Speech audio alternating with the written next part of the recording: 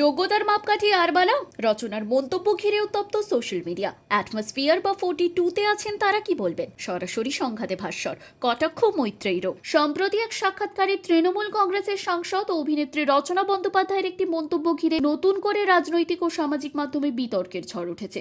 তৃণমূলের একাংশকে আক্রমণ করতে গিয়ে তিনি বলেছেন, আরবালাতে যেতে গেলে নাকি যোগ্যতা লাগে। তার এই মন্তব্য প্রকাশ্যে আসতেই শুরু হয় তীব্র সমালোচনা। এই মন্তব্যেরই কড়া জবাব দেন অভিনেতা ভাস্বর চট্টোপাধ্যায়। সোশ্যাল মিডিয়ার রচনার মন্তব্যকে খোঁচা দিয়ে তিনি লেখেন, আরবালাতে থাকতে গেলে নাকি যোগ্যতা লাগে শুনলাম, তাহলে যারা অ্যাটমসফিয়ার বা 42-তে আছেন তারা কি বলবেন?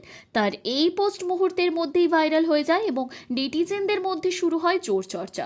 শুধু ভাস্করই নন, অভিনেত্রী মৈত্রেয়ী মিত্র এই বিতর্কে নিজের প্রতিক্রিয়া জানিয়েছেন। রচনাকে কটাক্ষ করে তিনি লেখেন, পরীক্ষায় রচনা লিখতে হতো মনে আছে, 10 নাম্বার থাকতো, তখন কি বুঝেছিলেন বাকি জীবনেও রচনা এত দৌরাত্ম্য করবে? রচনা বন্দ্যোপাধ্যায়ের এই মন্তব্য ঘিরে শুরু হওয়া বিতর্কে একের পর এক প্রতিক্রিয়া সামনে আসছে। ভাস্কর চট্টোপাধ্যায়ের পাল্টা খোঁচা ও মৈত্রেয়ী মিত্রের ব্যঙ্গাত্মক মন্তব্যে বিতর্ক আরও উস্কে উঠেছে। রাজনৈতিক মহলের পাশাপাশি টলিপাড়াতেও এখন এই বিষয়টি নিয়ে চলছে জোর আলোচনা। রচনার এই মন্তব্যে খোঁচা দিয়েছেন ঋদ্ধি ও শ্রীলেখাও।